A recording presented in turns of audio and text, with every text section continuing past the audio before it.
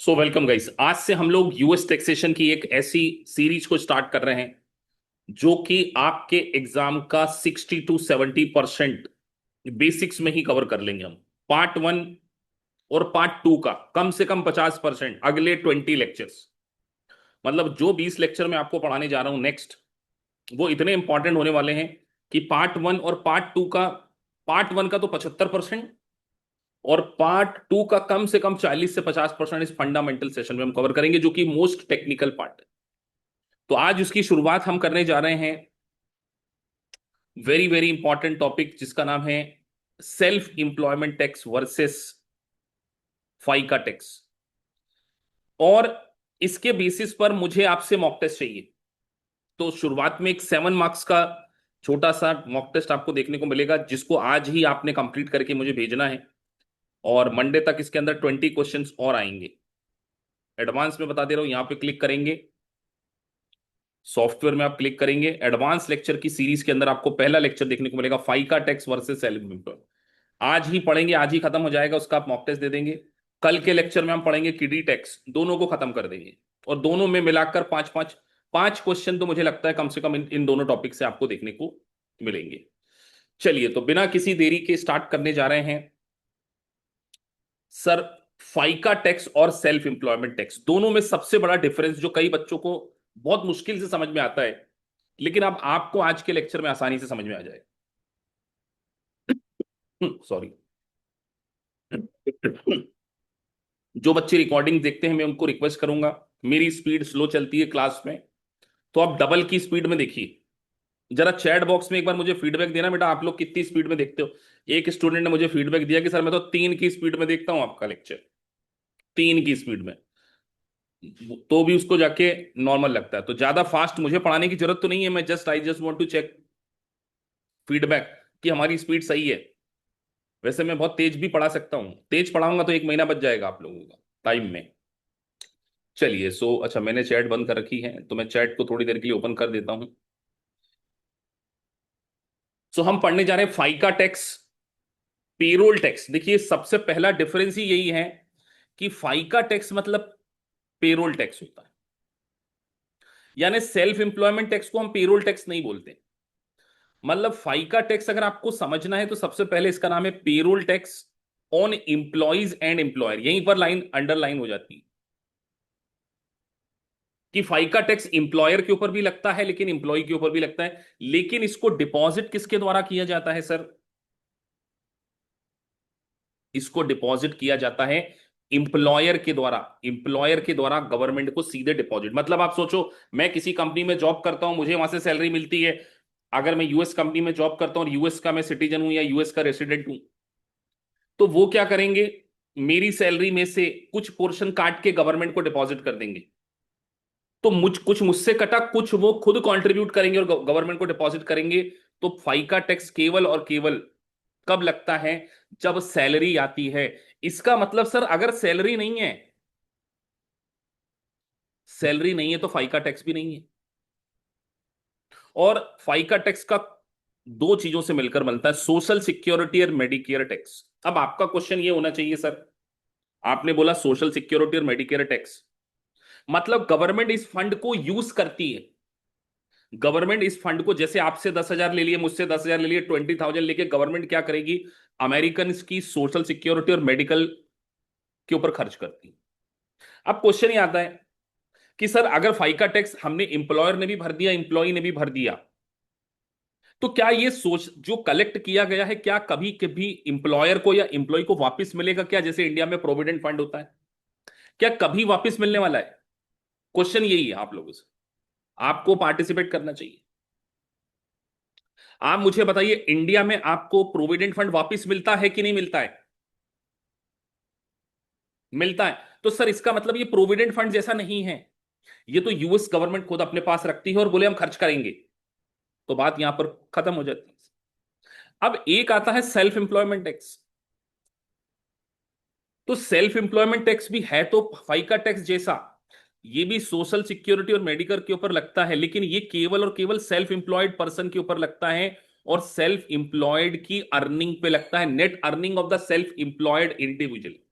अब मैं आप लोगों से पूछता हूं, जैसे क्लास में करीना गोयल, शशि और सुखविंदर पाल जी और जय मुझे आगे दिख रहे हैं, they all are doing jobs. क्या उनको सेल्फ एम्प्लॉयमेंट टैक्स भरना चाहिए? अगर उन्होंने कोई बैंक में फिक्स डिपॉजिट जमा कराया है तो भरना चाहिए या नहीं भरना चाहिए? क्वेश्चन तो ये चार लोगों का मैंने एग्जांपल दे दिया, सामने दिख रहे थे। नहीं भरना चाहिए, because they are not self employed. तो सेल्फ एम्प्लॉयड की अर्निंग के ऊपर टैक्स भरा जाता है, हर किसी प्रकार की अर्निंग पे नहीं भरा जाता। कि आपके बैंक में पैसा पड़ा था, उसमें आपको इन्वेस्टमेंट इनकम हो गई, आपने किसी कंपनी के शेयर खरीदे थे तो उसमें आपको डिविडेंड मिल गया, तो you have to work as a self employment. ठीक है सर, आगे बढ़ जाते हैं। तो सर फाइका टैक्स केवल और केवल किस पे लगता है? जब आप क्या करते हैं, एक कंपनी में जॉब करते। FICA tax is commonly called as a payroll tax because it is automatically withheld from an employee's paycheck by the employer to fund social security. अब मेरा क्वेश्चन आपसे एक और है, क्या फाइका टैक्स जो डिडक्ट हुआ है वो आपके फेडरल टैक्स से सेटअप किया जाएगा क्या? एग्जाम में तो ऐसे ही क्वेश्चन आएंगे ना। हमने हमने अंडरस्टैंड करना है। नहीं सर, फाइका टैक्स और इनकम टैक्स दोनों अलग अलग है। फाइका टैक्स पेरोल टैक्स है और इनकम टैक्स एक फेडरल टैक्स है, तो आपस में ये सेटअप नहीं होते। ये भी बात समझ में आ गई। अब यहां पर रेट दिए हुए हैं आपको। फाइका टैक्स का जो रेट है वो 15.3 है।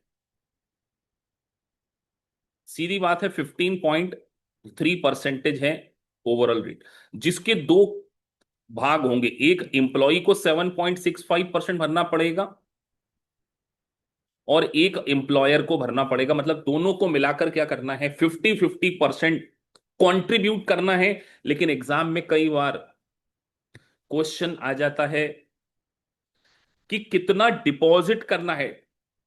यार पे करना और डिपॉजिट करने में फर्क है कि नहीं? कई बोल रहे नहीं है सर।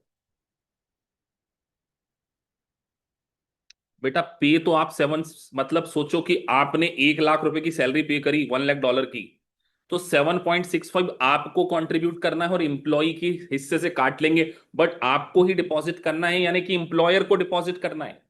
ठीक है sir, it should be deposited by the employer. बात समझ में आ गई?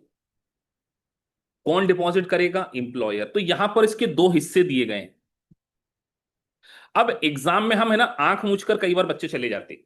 अब देखो यहां पर लिखा है सोशल सिक्योरिटी और मेडिकेयर। तो अगर एग्जामिनर ने आपसे पूछा how much social security portion, तो will you say 7.65? No sir. Why we are going to say 7.65? जब वो स्पेसिफिकली पूछ रहा है कि सोशल सिक्योरिटी पोर्शन ही आपको डिपॉजिट करना है 6.2, तो आपको 7.65 नहीं, सोशल सिक्योरिटी पोर्शन और मेडिकेयर। तो सर इंप्लॉयर भी 7.65% पे करेगा और इंप्लॉय भी 7.56 पे करेगा, but it should not be paid by employee directly, it should be deducted by employer. जब उसको वो पेचेक पे करेगा तो उसमें से डिडक्ट करके दोनों को क्लब करके गवर्नमेंट को डिपॉजिट कर देगा। This is all about payroll tax. ठीक है सर। अगला क्वेश्चन मेरा आपसे ये है कि सर ये जो पेरोल टैक्स है ये एक्सपेंडिचर किसके लिए है? एक्सपेंडिचर इज 15.3 और 7.65। अगला मल्टीपल चॉइस क्वेश्चन यहीं से बन जाता है। एक्सपेंडिचर, जो कि हमने पहले बेसिक लेक्चर में पढ़ा हुआ है। सर ये हमको समझ में नहीं आया। अरे सीधे समझो बेटा, $10,000 आपने सैलरी पे करी। जी सर। और 7.65 आपने अपने जेब से डाला है। अब मैं आपसे एक क्वेश्चन पूछता हूं जो आप मुझे बताएंगे। Including salary, employer how much deduction he और she can claim? Including salary, मैं जानना चाहता हूं। इंप्लॉयर ने 7.65 कंट्रीब्यूट किया है और उसने इंप्लॉय का भी काट लिया है 7.65। चलो, expenses in the books, in the books of employer. सीधा सा क्वेश्चन आपको आंसर देना है। तो सर सीधी बात है, $10,000 तो एज ए सैलरी, और हमने इसके ऊपर 765 765 का 5 का टैक्स डिपॉजिट किया है। तो 10,000 प्लस 7.6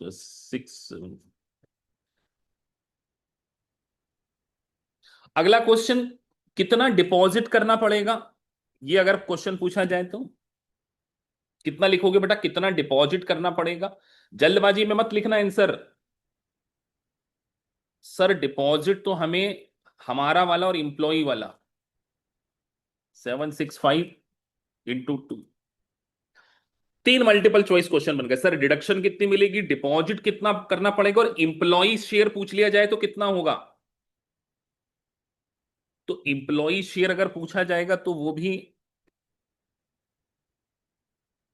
765, और इंप्लॉयर का शेयर भी 7। How much employee can take as a deduction? 0।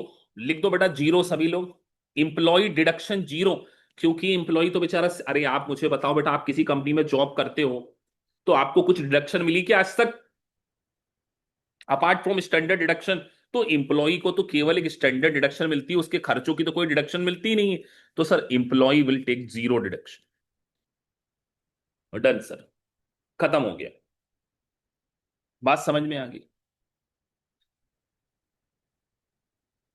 तो सोशल सिक्योरिटी की एक लिमिटेशन है 2020। अब बहुत सारे बच्चे हमसे पूछते हैं कि सर 2024 की लिमिट याद करना है या 2025 की लिमिट याद करना है, तो दोनों की नहीं करना है अभी तक सारे। बेटा इतने सारे हम इंटरव्यू लेते हैं आजकल, तो मैंने खुद ने इंटरव्यू लेने इसलिए शुरू कर दिया, बच्चे पास हो रहे हैं, ताकि हर बच्चे से मैं पूछूं कि ये लिमिट पूछते हैं कि, तो सारे बच्चे कह रहे हैं, अभी 4-5 बच्चों के मैंने इंटरव्यू लिए हैं जो पास हुए हैं पार्ट 1, उन्होंने साफ बोल दिया सर कोई लिमिट नहीं आती एग्जाम में। तो फिर भी 2025 की लिमिट है कि अगर आपको सोशल सिक्योरिटी पे करना है तो 6.2 ऑन वेजेस अप टू 176,100। अब क्वेश्चन यहां पर आता है अप टू 1, अप टू लिखा है, तो अगर मान के चलो किसी को सैलरी मिल रही है 2 लाख, तो सोशल सिक्योरिटी कितना देना पड़ेगा, क्वेश्चन ये है। आपको चैट बॉक्स में लिखना पड़ेगा 2 लाख। तो ध्यान रखिए वहां पर एक वर्ड लिखा है ना, अप टू। अप टू मतलब हमें केवल और केवल 176,100 पर ही सोशल सिक्योरिटी पेमेंट करना है। तो सर हम यहां पर 176,100, मेरी मेमोरी फिगर याद करने में थोड़ी सी कमजोर है, तो ध्यान रखना 6.2%। ठीक है, 176,100 का 6 तो ये हो जाएगा। अगर सर मुझे 1,50,000 की सैलरी मिलती तो कितने पे डिपॉजिट करना पड़ता? तो सर फिर 150 पे करना पड़ता, इंटू 7.65%।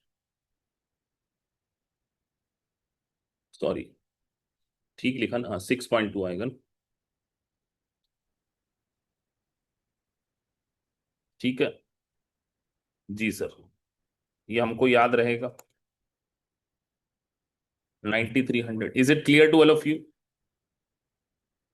और मेडिकेयर पर कोई all wages no cap, Medicare के ऊपर कोई कैप नहीं। तो इसका मतलब सर अगर हमें 2 लाख भी मिला है तो हमें 1.45% ही पे करना पड़ेगा सीधे, हमें यहां पर 176,100 की कैप को नहीं देखना है। तो sir no cap for Medicare, Medicare के ऊपर आपको कुछ नहीं देखना है, कैप नहीं देखना है, मतलब उसके ऊपर सीधे 1.45 लगा देना है। और अगर आपकी इनकम एज ए सिंगल $200,000 के ऊपर जाती है, सिंगल की बात कर रहे हैं अभी हम, तो आपको एडिशनल 0.91 देना पड़ेगा। चलिए एक लाइव क्वेश्चन करते हैं। क्या पढ़ा सर हमने 176 तक? तो 6.2, 1.45 पर, 1.45 on all the wages, and 0.9 on additional on wages over $200,000। तो मेरा क्वेश्चन आपसे एक और है, आप मुझे बताएंगे कि अगर 2,10,000 मैंने सैलरी पे करी, 2,10,000 कितना मुझे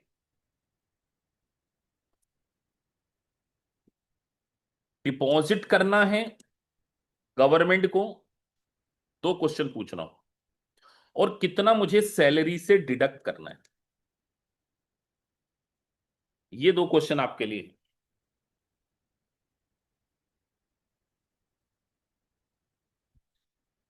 सारे क्वेश्चन के आंसर देंगे आशीष, बस इस क्वेश्चन का आंसर मुझे देने दो।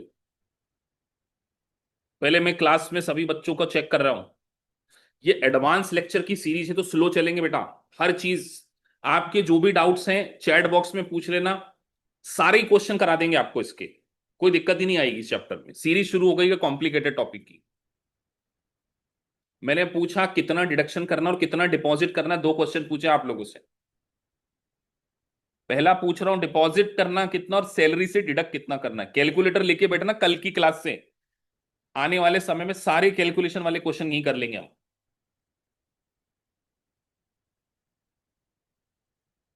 टोटल अमाउंट चाहिए मुझे, total.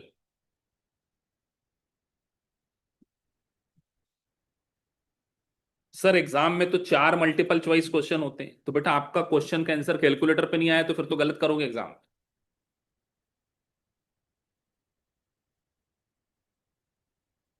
Basic limit for social security 176,100 sir. उसके ऊपर तो अपने 6.2 लगाना है। और बताओ मल्टीप्लाई 2 क्यों कर रहा हूं, समझ गए होंगे, ये मल्टीप्लिकेशन के लिए। ठीक है, 2 क्यों कर रहा हूं, क्योंकि डिपॉजिट करना तभी निकलेगा ना। अब बात करते हैं मेडिकेयर।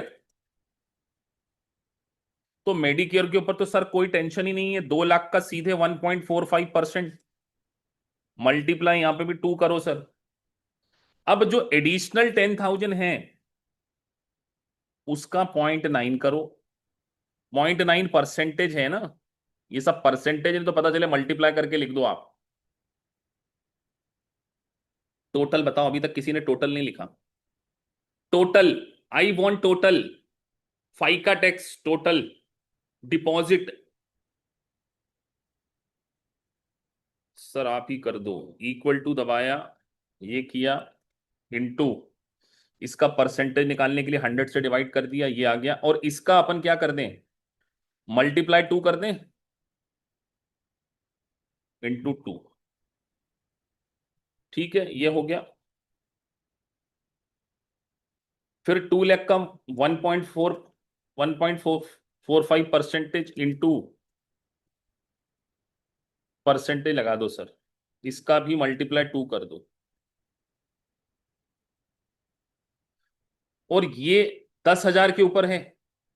अब यहां पर 2 क्यों नहीं करना है, वेरी इंपॉर्टेंट। यहां पर 1 क्यों करना है, क्योंकि ये पोर्शन केवल इंप्लॉय के द्वारा बियर किया जाता है, इंप्लॉयर कोई कंट्रीब्यूट नहीं करता एडिशनल मेडिकेयर पर, ध्यान रहेगी बात। Medicare, additional Medicare tax should be borne by the employee only, should be borne by the employee only, is it clear? चलिए सर,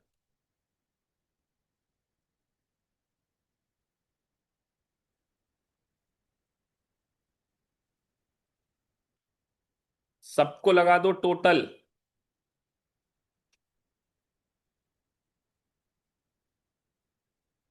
ये क्या निकल कर आया है, डिपॉजिट। डिपॉजिट किया जाएगा।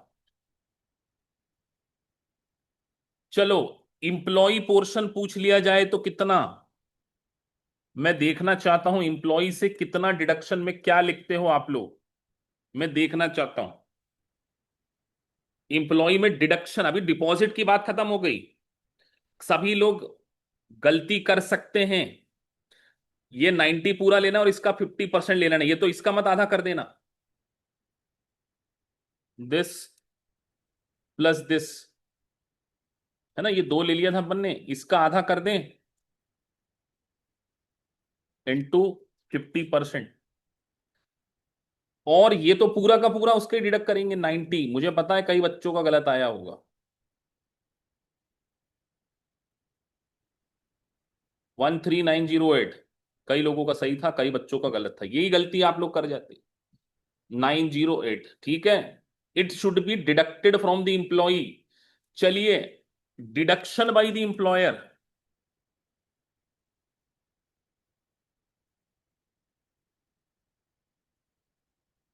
डिडक्शन बाय द एम्प्लॉयर चाहिए। अब एम्प्लॉयर में कई जीरो लिख रहे हैं, ओ हो गई बेटा, आज तो अपना काम गर्व। आज तुम गर्व से घर नहीं जा पाओगे। एम्प्लॉयर केवल 50% जो कि उसने कंट्रीब्यूशन किया है, तो इसका 50% ये वाला बस, दिस, हमने तो केवल यही किया है। अरे 13818, बात समझ में आ गई? क्या आज के बाद ये कॉन्सेप्ट आप भूलने वाले? रिकॉर्डिंग भी दे दी आपको, एक बार नहीं 10 बार पढ़ लो, कुछ भी पूछ ले आपसे, नहीं ऐसा नहीं होना चाहिए कि आपसे ना बने। एडवांस में 10 क्वेश्चन बन गए, यहीं पे 10 MCQ। सर कौन डिडक्शन ले सकता है, इंप्लॉय कितना डिपॉजिट करेगा, एम्प्लॉयर कितना डिपॉजिट करेगा, और इसके बियॉन्ड कुछ नहीं जाएगा, ध्यान रख। और ये, अब अगला क्वेश्चन ये आता है, सर ये एक्सपेंसेस क्या है बिजनेस, ये क्या AGI है या बिजनेस का एक्सपेंसेस होना चाहिए? अगला MCQ आपको दे रहा हूं। It should be deducted by employer और इंप्लॉय, तो सर हम बार बार डिडक्शन वर्ड यूज कर रहे हैं, it means that it's a business expenses. तो बिजनेस एक्सपेंसेस कहां पर क्लेम होते हैं, शेड्यूल का नाम बताइए। Schedule C। तो एक काम की बात यहीं लिख लो बेटा, फाइका टैक्स एडजस्टमेंट नहीं है, एग्जाम में कई बार हम जल्दबाजी में भूल जाते हैं। ये एक क्या है, FICA tax is a business deduction.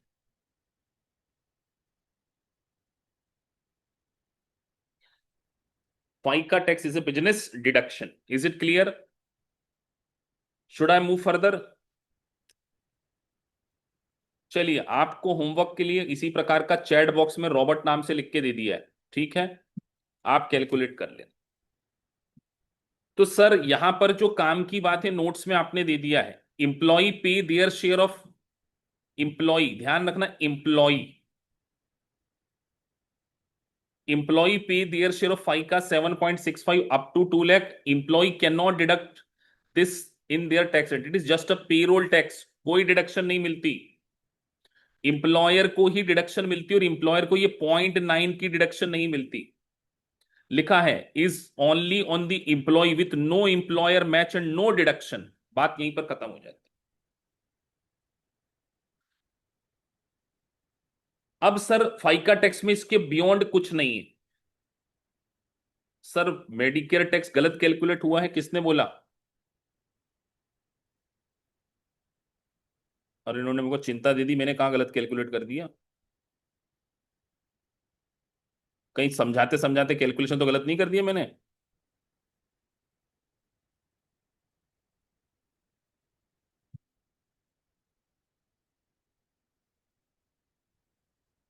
Very good question. Yes, हाँ हमने जल्दबाजी में ध्यान नहीं दिया, हमने वो 2 लाख पे कैलकुलेट कर दिया, वेरी गुड। मैंने 2 लाख पे कैलकुलेट कर दिया, हाँ, जबकि हमें 2 लाख 10 पे कैलकुलेट करना है। तो देखो, कई बार एरर हमसे भी हो जाता है, पर एक स्टूडेंट ने बोल दिया सर कि वो आपने 2 लाख लिख दिया, वहां पूरे पे आएगा ना, तो फिर से कर लेते हैं। वो कहाँ गई शीट? यहाँ लिख दो सर फटाफट यार, 176 100, उसके ऊपर कितना, 6.2।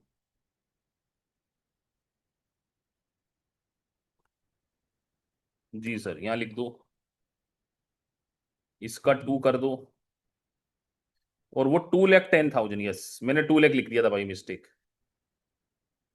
इसका 1.45% इंटू 2, आप 2 समझ गए होंगे, और 10,000 का 0.9%, तो वो तो 90 आने वाला, उसका एक ही लेंगे, है ना? तो ये लिखो 90, यस। तो इसको इंटू टू,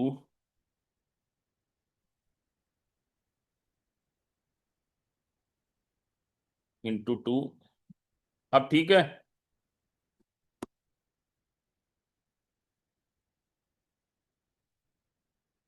हाँ, वो 2 लाख 10 पे आएगा, अपन ने बाई मिस्टेक वो कर दिया, तो अभी क्लियर है, वो प्रिंटिंग मिस्टेक मान लेना, क्योंकि समझाते समझाते कई बार हम फ्लो में चले जाते हैं।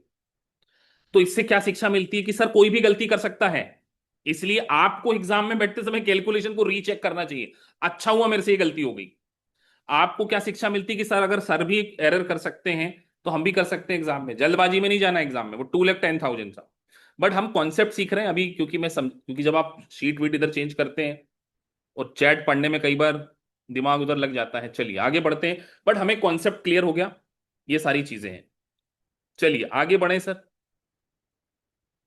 अब हम बात करने जा रहे हैं सेल्फ इंप्लॉयमेंट टैक्स। तो सेल्फ इंप्लॉयमेंट टैक्स अलग कॉन्सेप्ट है। तो सेल्फ इंप्लॉयमेंट टैक्स 15.3 लगता दोनों पे ही है, 6.2, मेडिकेयर भी 2.9 है।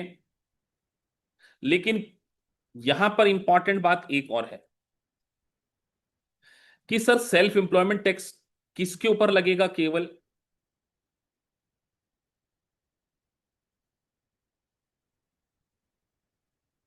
एक्सक्लूडिंग पैसिव इनकम, यानी कि इंटरेस्ट इनकम के ऊपर नहीं लगेगा, डिविडेंड के ऊपर नहीं लगेगा, कैपिटल गेन के ऊपर नहीं लगेगा, रेंटल इनकम के ऊपर नहीं लगेगा, income from limited liability partnership पे नहीं लगेगा। ये बात एक बहुत इंपॉर्टेंट मैं यूज करने जा रहा हूं, जो आप शायद पार्ट 2 में पढ़ेंगे। आप देख रहे हैं एक इंपॉर्टेंट वर्ड लिखा है, लिमिटेड पार्टनरशिप। इसका मतलब sir self employment tax general partnership से मिलने वाली इनकम के ऊपर लग जाएगा। बड़ी काम की बात है। मतलब सर पार्टनरशिप दो प्रकार की होती है। पार्टनरशिप आपकी दो प्रकार की होती है, एक जनरल पार्टनरशिप और एक लिमिटेड पार्टनरशिप। तो यहां साफ लिखा है इनकम फ्रॉम लिमिटेड पार्टनरशिप, उसके ऊपर सेल्फ इंप्लॉयमेंट टैक्स नहीं लगेगा। लेकिन जनरल पार्टनर, तो एग्जाम में दो कंपोनेंट इंपॉर्टेंट होंगे, profit from the general partnership, और एक और इंपॉर्टेंट बात, वहां पर आपको एक जीपीबी मिलेगा, गारंटीड पेमेंट, वो भी सेल्फ इंप्लॉयमेंट इनकम के लिए कंसीडर किया जाएगा। जरा रिपीट कर दो, कौन दोनों बात आपको समझ में आ गई है तो फटाफट चैट बॉक्स में लिख दो बेटा, तभी आगे बढ़ेंगे। कि सेल्फ इंप्लॉयमेंट टैक्स कौन सी पार्टनरशिप पे लगने वाला है? जनरल पार्टनरशिप से मिलने वाले प्रॉफिट से। जनरल पार्टनरशिप से मिलने वाले प्रॉफिट से, गारंटीड पेमेंट से, बट लिमिटेड पार्टनरशिप से मिलने वाले प्रॉफिट के ऊपर सेल्फ इंप्लॉयमेंट टैक्स नहीं लगेगा। अब एक क्वेश्चन मैं आपसे और करता हूं। एक पार्टनर एक कंपनी में जॉब भी करता है और पार्टनर भी है, और जॉब के रूप में वो सैलरी रिसीव करता है, क्या होगा? कौन सा टैक्स लगना चाहिए?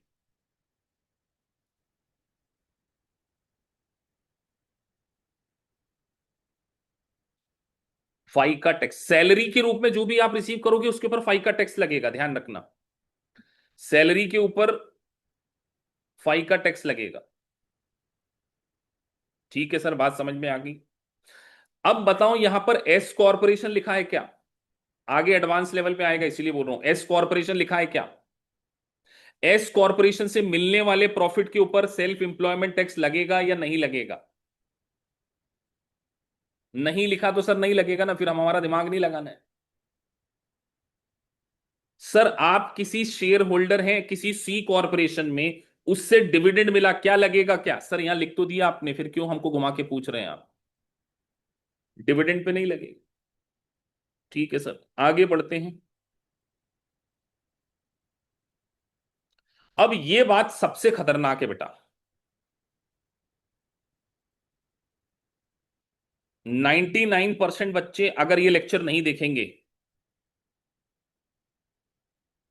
तो उनका ये सेल्फ इंप्लॉयमेंट क्वेश्चन गलत हो जाएगा। अभी पहले कॉन्सेप्ट को सिंपल भाषा में समझा देता हूं, फिर एडवांस लेक्चर में समझाऊं।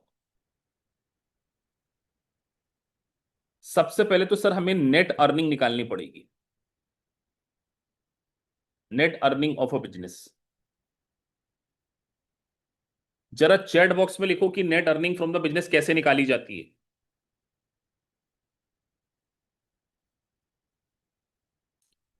Sir income minus expenses, income less expense. मान के चलो आपकी इनकम 1,20,000 थी और 20,000 आप एक्सपेंसेस करते थे, this is your net income.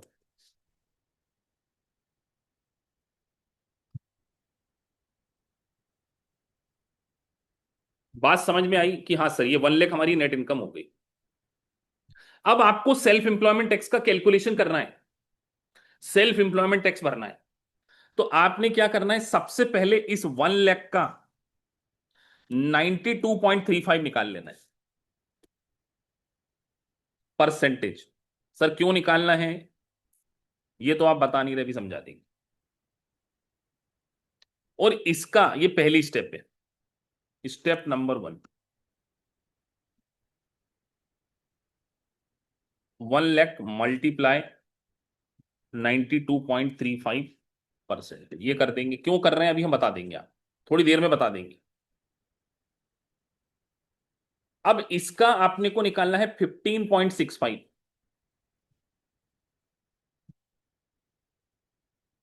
Sir 7.65 का मल्टीप्लाई कर दो। कई बच्चे ये नहीं समझ पाते कि सर ये डायरेक्ट क्यों बोल देते हैं, तो इनको बता देता हूं बिल्कुल, है ना। तो मैं 15.3 ऐसे बोल देता हूं, ठीक है। इसका निकाल लो 15.3, ये आपका self employment tax.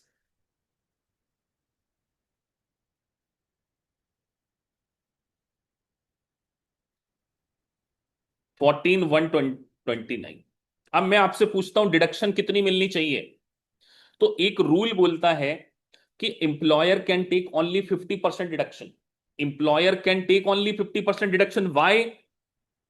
Because self employment tax जो लिया जाता है वो एक सेल्फ इंप्लॉयड पर्सन से एम्प्लॉय का और एम्प्लॉयर दोनों का लिया जाता है, क्योंकि आईआरएस का मानना है कि आप at the same time employer भी हो और एम्प्लॉय खुद भी हो। जैसे मैं आपको कोचिंग दे रहा हूं, लेट से अभी प्राइवेट लिमिटेड कंपनी को हटाते, Shammi Saluja sir CPA chartered accountant आपको टीचिंग देते हैं और आप 1 लाख रुपए की फीस देते हो, तो मैं अपने लिए एम्प्लॉय भी हूं और अपने लिए एम्प्लॉयर भी हूं। तो मुझे डिडक्शन केवल किस पोर्शन की मिलनी चाहिए, इंप्लॉयर पोर्शन की मिलना चाहिए, इंप्लॉय की तो नहीं मिलना चाहिए। तो उन्होंने क्या करा कि इसका 50% निकाल। अगला क्वेश्चन मेरा आपसे, टैक्सेबल इनकम कितनी होगी।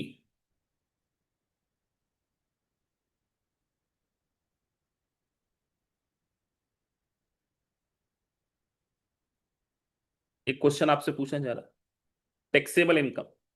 कई बच्चों को टैक्सेबल इनकम ही नहीं पता, 1 लाख लिख रहे हैं बेटा, बहुत सारे बच्चे 1 लाख लिख रहे हैं। सर 1 लाख तो इनकम थी, उसमें से 7,065 माइनस किया तो 1 लाख माइनस दिस,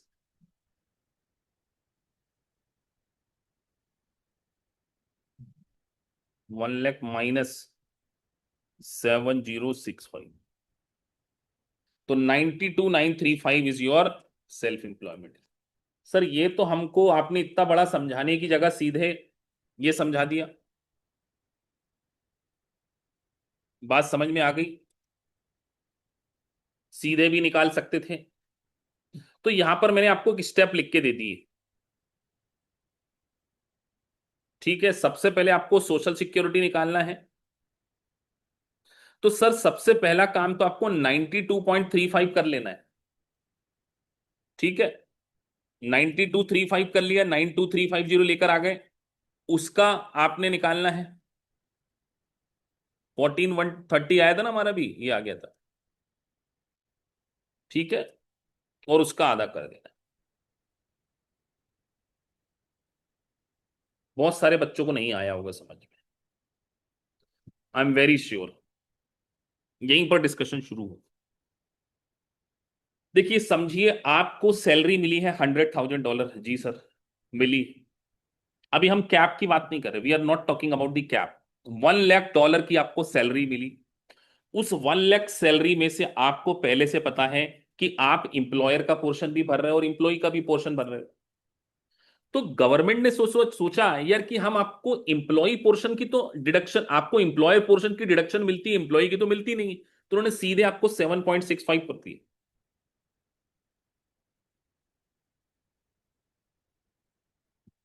सर सीधा गणित है कि 1 लाख में से इनकम क्या है। इनकम का क्या मतलब होता है?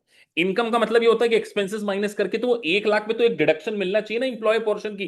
तो सीधे उन्होंने 7.65 को हटा दिया और 92.35 कर दिया कि यार वो डिडक्शन आप पहले ही ले लो, और फिर आप उसके ऊपर 15.3 कैलकुलेट करके 50% ले। और बच्चों को यही कैलकुलेशन में मिस्टेक करते हैं, मैक्सिमम स्टूडेंट यही मिस्टेक करेंगे। चलिए अभी करके देखते हैं प्रूफ।